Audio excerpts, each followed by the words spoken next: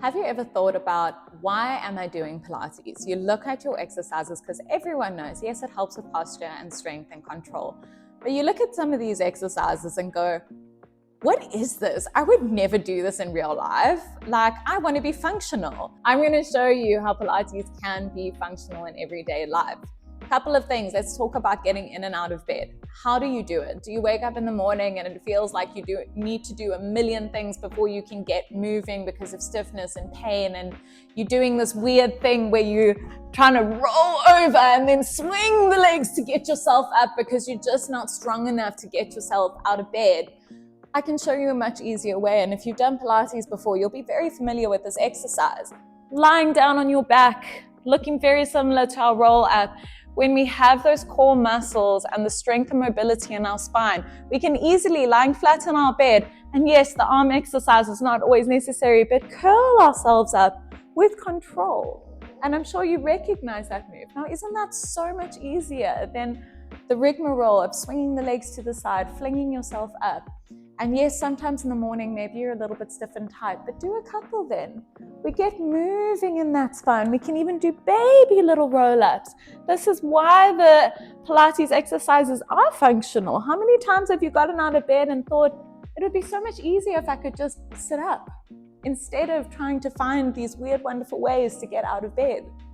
Some other things that we don't often think about, but having to weight shift between your arms and your legs, one side to the other, for something as simple as maybe you sat on the couch and something stuck underneath your bum, and now you need to maneuver to get yourself lifted, to get that thing out from underneath your bum.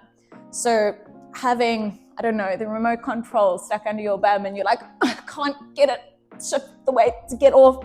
Something as easy as just being able to lift up, taking the thing away and lower back down again. And yes, we might not do the arm movements in Pilates, but things like our back support prep, where we're having to lift and we're getting to shift the weight from side to side, getting us ready for those more difficult exercises.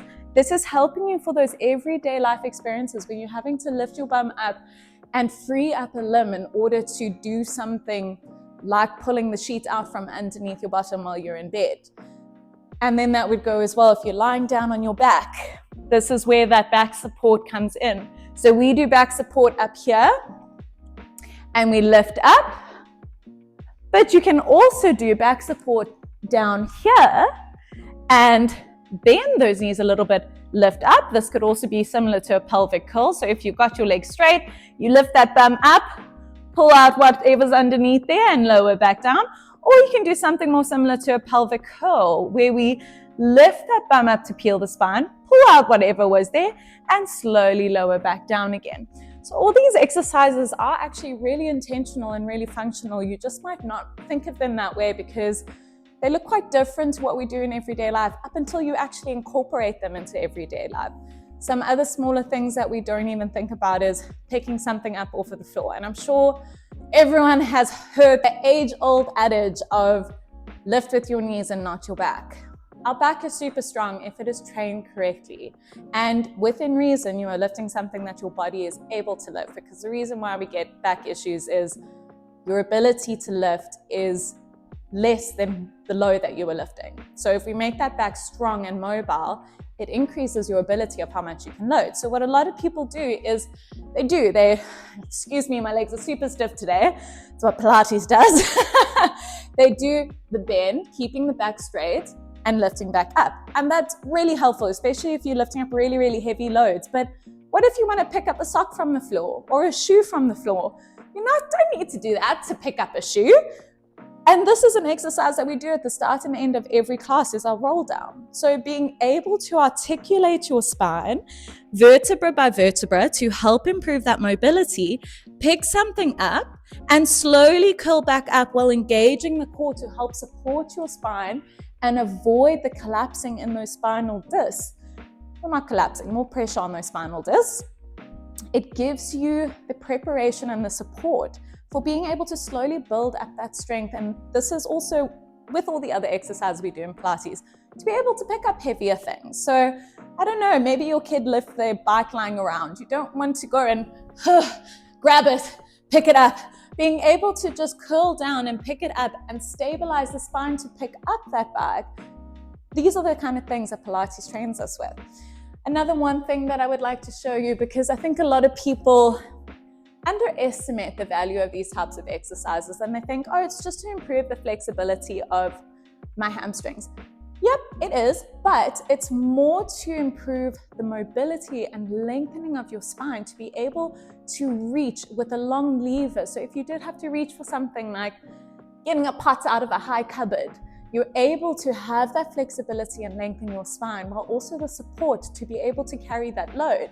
So the exercise that I'm talking about is what we call spine stretch forward. There's lots of different ways that this exercise is done, but to show you the more functional way that would be, I would say, applied to things like getting out from a cupboard, it would be the one where we keep our arms in line with our shoulders, and then on that exhale, we reach forward. So you can see how I'm lengthening through my spine. And yes, this is giving me a little pull into those hamstrings. So it is working on flexibility, but here I'm working with a long lever. So if I had to maybe add a weight to this exercise, some instructors might, then you're learning how to carry that load with this long lever in the spine in a correct position where you are stabilizing and lengthening through the spine and increasing the strength along that spine while engaging your abdominals as well to help support. And then you're coming back up.